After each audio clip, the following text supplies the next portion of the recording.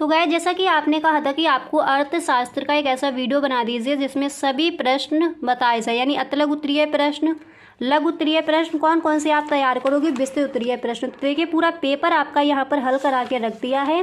पूरे पेपर का यहाँ पर आपको मिलने वाला है फुल सोल्यूशन। तो आपको गाइस ये वीडियो पूरा देखना है।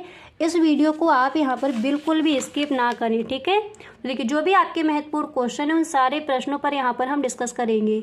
हेलो एवरीवन, आई एम सुगम, वेलकम बैक। तो कैसे हो आप सब? आई होप आप सब अच्छे होगी। स्वागत है आप सभी का आपके अपने एसपी स्टडी यूट्यूब चैनल पर। तो गाइस आज हम इस वीडियो में देखने वाले हैं जैसा कि आपने कहा था कि आपको अर्थशास्त्र के जो भी आपके महत्वपूर्ण क्वेश्चन हैं वो सारे प्रश्न आपको चाहिए, ठीक है। तो इकोनॉमिक्स के इंपॉर्टेंट क्वेश्चन की कई वीडियोस बना चुके हैं गाइस। अगर आपने वो वीडियोस नहीं देखी हैं तो एक बार आप प्लेलिस्ट चेक कर लीजिए। अर्थशास्त्र के जो भी आपके महत्वपूर्ण क्वेश्चन है आपकी अलग प्लेलिस्ट बना दी है, उसमें सभी प्रश्न आपको मिल जाएंगे, ठीक है। तो गाइस अगर आपने वो प्लेलिस्ट नहीं देखी है तो उसका लिंक आपको डिस्क्रिप्शन बॉक्स में मिल जाएगा, वहाँ से आप उन सभी वीडियोस को ज़रूर देख लें ताकि इकोनॉमिक्स के पेपर में आपके पूरे के पूरे नंबर आए, एक भी नंबर वहाँ पर आपका ना छूटे। और जैसा कि आपने कहा था कि आपको इस टाइप का एक वीडियो चाहिए जिसमें सभी जो भी आपके ऑब्जेक्टिव क्वेश्चन है, सब्जेक्टिव क्वेश्चन है, सभी क्वेश्चन आपको एक वीडियो में ही मिल जाए। तो गाइस ये वीडियो आपके लिए बहुत ही हेल्पफुल होने वाला है। तो इस वीडियो को आप पूरा देखें, वीडियो को आपको बिल्कुल भी स्किप नहीं करना है, ओके। तो चलिए बिना टाइम वेस्ट के वीडियो को स्टार्ट करते हैं। तो यहाँ पर अब गाइस आप देख सकते हो जो आपका पहला प्रश्न है दिया गया है कि एक बाजार उस समय संतुलन की अवस्था में होता है जब वस्तु की मांग कैसी होती है, वस्तु की आपूर्ति से कम होती है या फिर वस्तु की आपूर्ति से अधिक होती है, वस्तु की आपूर्ति के बराबर होती है या फिर वस्तु की आपूर्ति से असंबंध होती है। तो जो सी नंबर पर ऑप्शन है वस्तु की आपूर्ति के बराबर होती है, यही हो जाएगा आपका राइट ऑप्शन। जो भी आपके महत्वपूर्ण क्वेश्चन है उन्हीं पर यहाँ पर हम डिस्कस करेंगे, तो वीडियो को आप पूरा देखें। नेक्स्ट है भारत में पाई जाती है, वेरी मोस्ट इंपॉर्टेंट आपका ये ऑब्जेक्टिव क्वेश्चन है। भारत में पाई जाती है, याद कर लीजिए, मिश्रित अर्थव्यवस्था। ऑप्शन मिलेंगे समाजवादी अर्थव्यवस्था, मिश्रित अर्थव्यवस्था, साम्यवादी अर्थव्यवस्था या फिर पूंजीवादी अर्थव्यवस्था। तो हमें पता है कि भारत में कौन सी अर्थव्यवस्था पाई जाती है, मिश्रित अर्थव्यवस्था। इसी तरह से नेक्स्ट प्रश्न आप देख सकते हो, अर्थशास्त्र के जनक कौन थे? जेबी से, माल्थस, एडम स्मिथ, रिकार्डो। तो अर्थशास्त्र के जनक कौन है हम सबको पता है, अर्थशास्त्र के जनक हैं एडम स्मिथ। भारत में कौन सी अर्थव्यवस्था पाई जाती है, मिश्रित अर्थव्यवस्था। क्लियर। इसी तरह से कुछ और भी प्रश्न है उनको भी देख लीजिए। इसी तरह से क्वेश्चन नंबर 4 यहाँ पर है कि निम्नलिखित में से किसका व्यष्टि अर्थशास्त्र के अंतर्गत अध्ययन किया जाएगा। कपड़ा उद्योग, कई बार ये क्वेश्चन पूछा गया है। कपड़ा उद्योग, बेरोजगारी, प्राथमिक क्षेत्र या फिर ये सभी। तो निम्नलिखित में से किसका व्यष्टि अर्थशास्त्र के अंतर्गत अध्ययन किया जाएगा। यहाँ पर जो आपका ए नंबर पर ऑप्शन है कपड़ा उद्योग, यही हो जाएगा आपका राइट ऑप्शन। इसी तरह से कुछ और भी प्रश्न हैं उनको भी देख लीजिए। क्वेश्चन नंबर 5 यहाँ पर दिया गया है कि निम्नलिखित में से कौन सी आर्थिक क्रिया है, उपभोग, उत्पादन, विनिमय या फिर ये सभी। तो हमें पता है जो निम्नलिखित में से कौन सी आर्थिक क्रिया है, तो हमें पता है उपभोग, उत्पादन, विनिमय, ये सब कैसी है, आर्थिक क्रियाएं होती है, यानी ये सभी। जो डी नंबर पर है ऑप्शन वही हो जाएगा आपका राइट ऑप्शन। क्वेश्चन नंबर 6 यहाँ पर आप देख सकते हो आपका दिया गया है, सकारात्मक अर्थशास्त्र संबंधित है किससे, तथ्यों से, सुझावों से, ए और बी दोनों से या फिर इनमें से कोई नहीं। तो सकारात्मक अर्थशास्त्र संबंधित है किससे संबंधित है, तथ्यों से, यानी यहाँ पर जो ए नंबर पर आपका ऑप्शन है यही हो जाएगा आपका राइट ऑप्शन। इसी तरह से आपका क्वेश्चन नंबर 7 यहाँ पर है कि व्यष्टि अर्थशास्त्र से संबंधित होती है व्यक्तिगत इकाई, छोटे छोटे चर, व्यक्तिगत मूल्य निर्धारण या फिर ये सभी। तो डी नंबर पर जो ऑप्शन है यही आपका हो जाएगा राइट ऑप्शन। इसी तरह से कुछ और भी आपके ऑब्जेक्टिव क्वेश्चन देख लेते हैं, उसके बाद देखेंगे यहाँ पर सब्जेक्टिव क्वेश्चन आपको कौन कौन से तैयार करने हैं। तो गाइस यहाँ पर आप देख सकते हो नेक्स्ट यहाँ पर है कि प्रभावी मांग का संबंध है AC पीगू से, JM कीन्स से, JV से या फिर अल्फ्रेड मार्शल से। जो भी आपको यहाँ पर क्वेश्चन मिलेंगे कई सभी प्रश्न आपके इम्पोर्टेंट हैं, यानी जो बार बार जो आपके क्वेश्चन पूछे गए हैं बोर्ड एग्जाम में वही प्रश्न यहाँ पर आपको मिलेंगे। तो इन सारे प्रश्नों को आपको तैयार करना है, ठीक है। तो प्रभावी मांग का जो संबंध है वो JB से है। क्लियर। जो C नंबर पर ऑप्शन है राइट ऑप्शन है आपका। और नेक्स्ट है कि कीमत घटने पर वस्तु की मांग बढ़ती है, घटती है, स्थिर रहती है या फिर ज़्यादा घटती है। तो हमें पता है कि कीमत घटने पर जो वस्तु की मांग है वो बढ़ती है। A नंबर पर जो ऑप्शन है राइट ऑप्शन है आपका। क्लियर। इसी तरह से यहाँ पर नेक्स्ट दिया गया है कि निम्न स्तरीय वस्तुओं को कहते हैं सार्वजनिक वस्तुएं, स्थानापन्न वस्तुएं, पूरक वस्तुएं या फिर गिफिन वस्तुएं। हमें पता है कि निम्न स्तरीय, आप समझते हैं, निम्न स्तरीय वस्तु को कहते हैं। आप इसका सही ऑप्शन है खुद से भी आप लिख कर आ सकते हो। हम पढ़ चुके हैं कि जो गिफिन वस्तुएं हैं वो क्या होती हैं। तो निम्न स्तरीय वस्तु को कहते हैं, क्या कहते हैं, गिफिन वस्तुएं। यानी यहाँ पर जो D नंबर पर आपका ऑप्शन है यही हो जाएगा आपका राइट ऑप्शन। यहाँ तक क्लियर हुआ। इसी तरह से क्वेश्चन नंबर 4 क्या दिया गया है उसको भी देख लीजिए। तो आप देख सकते हो जो आपका क्वेश्चन नंबर 4 है यहाँ पर दिया गया है, उदासीन वक्र विश्लेषण किसने प्रतिपादित किया। इम्पोर्टेंट क्वेश्चन है। तो उदासीन वक्र विश्लेषण किसने प्रतिपादित किया। अब यहाँ पर देखिए इसी तरह से आपका जो नेक्स्ट क्वेश्चन है यहाँ पर क्या दिया गया है, तो इसका आंसर क्या हो जाएगा, गिफिन वस्तुएं, ठीक है। इसके बाद क्वेश्चन नंबर 4 आपका है कि उदासीन वक्र विश्लेषण किसने प्रतिपादित किया। ऑप्शन है मार्शल ने, पीगू ने, हिक्स ने या फिर रॉबिन्स ने।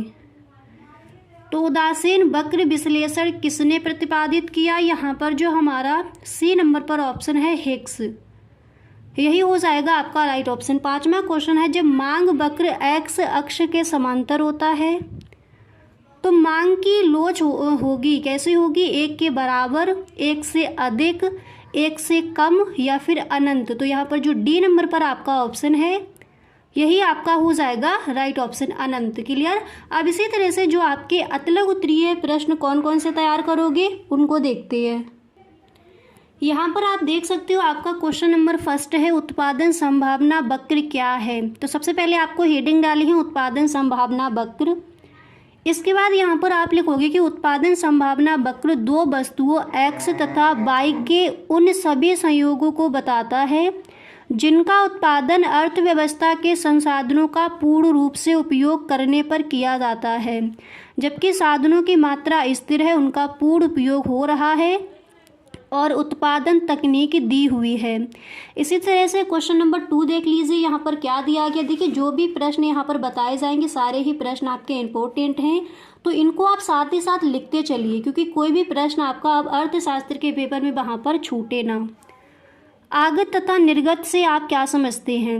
अतलग उत्तरीय प्रश्न में कई बार पूछा गया, तो जल्दी से देख लीजिए आगत तथा निर्गत क्या है। आप इस तरह से लिखोगे कि अर्थशास्त्र में उत्पादन के वे तत्व जिनका प्रयोग किसी निश्चित वस्तु या सेवा के निर्माण में किया जाता है आगत कहलाते हैं। क्लियर। जबकि उत्पादन प्रक्रिया के परिणाम स्वरूप निर्मित वस्तु या सेवा को हम निर्गत कहते हैं या फिर निर्गत कहा जाता है। इसके बाद वेरी मोस्ट इम्पोर्टेंट क्वेश्चन है सूक्ष्म अर्थशास्त्र क्या है। यानी सूक्ष्म अर्थशास्त्र का मतलब होता है व्यष्टि अर्थशास्त्र यानी छोटा अर्थशास्त्र। क्लियर। तो सूक्ष्म अर्थशास्त्र क्या है, आप इस तरह से लिखोगे व्यष्टि अर्थशास्त्र अर्थव्यवस्था की विशिष्ट आर्थिक इकाइयों तथा व्यक्तिगत इकाइयों का अध्ययन करता है। इसके अंतर्गत एक फर्म, एक उद्योग, एक वस्तु अथवा एक आर्थिक कारक का अध्ययन किया जाता है। व्यष्टि अर्थशास्त्र यानी सूक्ष्म अर्थशास्त्र का मतलब होता है छोटा अर्थशास्त्र, जिसके अंदर हम एक व्यक्ति की आय की व्यक्तिगत इकाइयों का अध्ययन करते हैं। अगर यहाँ पर होता यहाँ पर दिया गया आपका व्यष्टि, अगर होता यहाँ पर समष्टि अर्थशास्त्र तो वो हो जाता है आपका विशाल अर्थशास्त्र यानी बड़ा अर्थशास्त्र। तो उसके अंदर हम पूरे राष्ट्र की आय का अध्ययन करते हैं, राष्ट्रीय आय का। क्लियर। इसी तरह से क्वेश्चन नंबर 4 आप देख सकते हो अतलग उत्तरीय प्रश्न में यहाँ पर दिया गया है चयन की समस्या क्या है? Very very most important question है चयन की समस्या। आप इस तरह से लिखोगे कि मनुष्य की आवश्यकताएं अनंत हैं, किंतु उनकी पूर्ति के लिए उसके पास साधन सीमित हैं, जिनके वैकल्पिक प्रयोग संभव हैं। इन साधनों से किस आवश्यकता को पहले संतुष्ट किया जाए और किसे बाद में, यही चयन की समस्या। चयन की समस्या का मतलब चुनाव की समस्या। जब भी आप मार्केट जाते हो, कोई चीज़ खरीदते हो, तो वहाँ पर मान लीजिए आपके जो रिसोर्सेज हैं वो आपके पास कम हैं। जैसे आपके पास साधन कम है और आपको कोई चीज़ लेनी है, जैसे 2 चीज़ें आपको लेनी है, पैसे आपके पास सिर्फ 10 हैं, उसमें आप एक बुक भी लेना चाहते हो, पेन भी लेना है, तो किस चीज़ की आपको ज़रूरत ज़्यादा है, किस चीज़ का चुनाव आप पहले करती है, तो वही कहलाती है चयन की समस्या यानी चुनाव की समस्या। इसको एक बार दोबारा से देख लीजिए, आपको सही ढंग से समझ आ जाएगा। देखिए, मनुष्य की आवश्यकताएं अनंत है, किंतु उनकी पूर्ति के लिए जो आपके पास रिसोर्सेज हैं वो कम है, जिनके वैकल्पिक प्रयोग से, वहाँ पर आप चुनाव करोगे कि किस चीज़ की हमें ज़्यादा आवश्यकता है, पेन ज़्यादा ज़रूरी है या फिर यहाँ पर हमें बुक लेनी चाहिए, तो वैकल्पिक प्रयोग संभव है। इन साधनों से किस आवश्यकता को पहले संतुष्ट किया जाए और किसे बाद में, जब वहाँ पर आप चुनाव करते हो, चयन करते हो कि किस चीज़ को पहले लिया जाए, वही कहलाती है आपके चयन की समस्या। क्लियर? आई होप सही ढंग से आपको समझ आ गया होगा। क्वेश्चन नंबर 5 क्या है उसको भी देख लीजिए। यहाँ पर दिया गया है कि अवसर लागत का क्या अर्थ है, तो हेडिंग डालोगे अवसर लागत।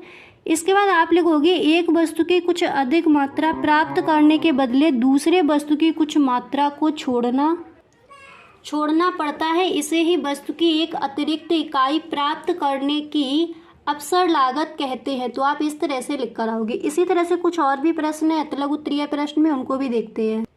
इसके बाद यहाँ पर आप देख सकते हो नेक्स्ट आपका क्वेश्चन आपका यहाँ पर दिया गया है कि संयुक्त मांग से क्या अभिप्राय है। हेडिंग डालोगे संयुक्त मांग।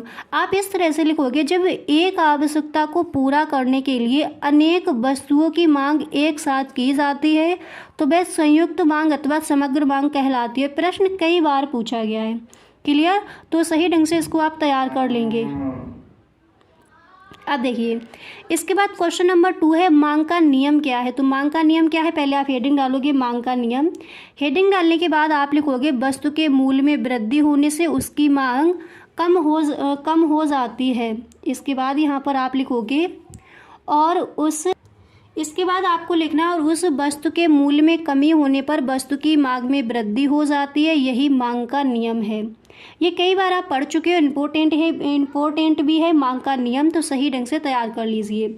इसी तरह से अतलग उत्तरीय प्रश्न में कुछ और भी प्रश्न हैं, उनको भी देखिए। क्वेश्चन आपका दिया गया है किसी वस्तु की पूर्ति का अर्थ लिखिए। इम्पोर्टेंट क्वेश्चन है आपका, किसी वस्तु की पूर्ति का अर्थ।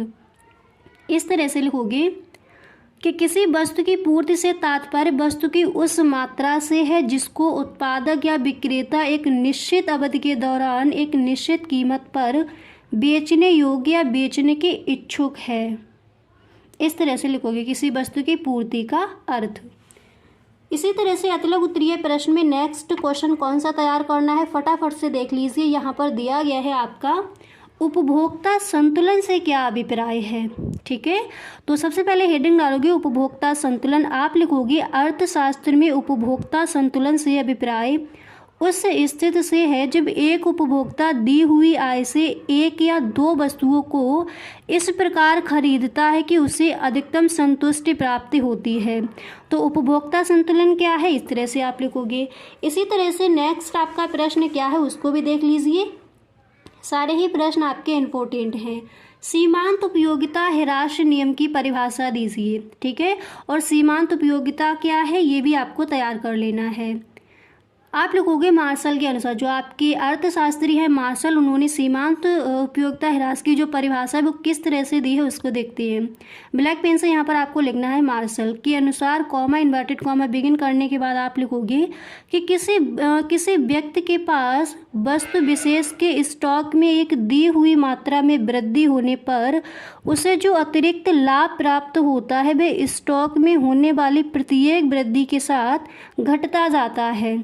तो मार्शल ने इस तरह से सीमांत उपयोगिता ह्रास नियम की जो परिभाषा है इस तरह से उन्होंने दी है। इसी तरह से आप देख सकते हो जो आपका नेक्स्ट क्वेश्चन है आपको कौन सा तैयार करना है उसको भी देख लीजिए। तो जो अगला प्रश्न है आप देख सकते हो कि सामान्य तथा निकृष्ट वस्तुओं के संदर्भ में मांग वक्र का आकार कैसा होता है। तो आप लिखोगे कि सामान्य तथा घटिया वस्तुओं के संदर्भ में मार्शल के मांग के नियम का पालन होता है। इस प्रकार दोनों वस्तुओं के लिए मांग वक्र ऊपर से नीचे की ओर गिरता हुआ ऋणात्मक ढाल का होता है। ठीक है, तो अतलग उत्तरीय प्रश्न में पूछा गया, यहाँ तक इतना आपका हो जाएगा ये पूरा क्लियर। इसी तरह से कुछ और भी प्रश्न देखते हैं। अब यहाँ पर देखिए नेक्स्ट आप तैयार कर लोगे परिवर्ती लागत के कोई 3 उदाहरण दीजिए। तो आप लिखोगे परिवर्ती लागत, सबसे पहले आपको हेडिंग डालनी है, फिर आप लिखोगे परिवर्ती लागत के 3 उदाहरण इस प्रकार है। पहला है प्रत्यक्ष मजदूरी लागत, दूसरा है कच्चे माल की लागत, तीसरा है बिक्री कमीशन। नेक्स्ट क्वेश्चन है औसत भौतिक उत्पाद से क्या आशय है। Very very most important question है औसत भौतिक उत्पाद। हेडिंग डालोगे, उसके बाद आप लिखोगे कुल भौतिक उत्पाद को परिवर्तनशील साधन की इकाइयों से भाग देने पर जो भागफल होता है उसे ही हम औसत भौतिक उत्पाद कहते हैं। क्लियर। इस तरह से इसी तरह से नेक्स्ट क्वेश्चन भी देख लीजिए। क्वेश्चन नंबर 4 आपका क्या दिया गया है उसको भी देख लीजिए। तो यहाँ पर आप देख सकते हो क्वेश्चन नंबर 4 आपका दिया गया है कि कुल उत्पादन, देखिए क्वेश्चन नंबर 4 यहाँ पर आपका दिया गया है कुल उत्पादन लागत क्या होता है। सबसे पहले हेडिंग डालनी है, इसके बाद आप लिखोगे किसी वस्तु के उत्पादन में जो कुल धनराशि व्यय होती है जिसमें उत्पादन प्रक्रिया के दौरान होने वाले समस्त व्यय सम्मिलित होते हैं, कुल उत्पादन लागत कहलाती है। ठीक है, तो जो आपके अतलग उत्तरीय प्रश्न थे उनको यहाँ पर हमने देख लिया। गाइस आपके जो लघु उत्तरीय प्रश्न और विस्तृत उत्तरीय प्रश्न है वो हम देखेंगे नेक्स्ट वीडियो में। अगर सच में आपको ये वीडियो अच्छा लगा है तो please tell me in the comment box. और गाइस एक बार सभी दोस्तों में आप इस वीडियो को शेयर ज़रूर करें, क्योंकि जैसा आप कहते हो आपकी डिमांड पर वीडियो भी बनती है। तो प्लीज़ आप इस वीडियो को एक बार शेयर कर दें। और गाइस इसी तरह से अगर आपको भी किसी भी सब्जेक्ट के इंपॉर्टेंट क्वेश्चन या फिर मॉडल पेपर का फुल सोल्यूशन चाहिए हो तो please tell me in the comment box. Okay, thank you so much.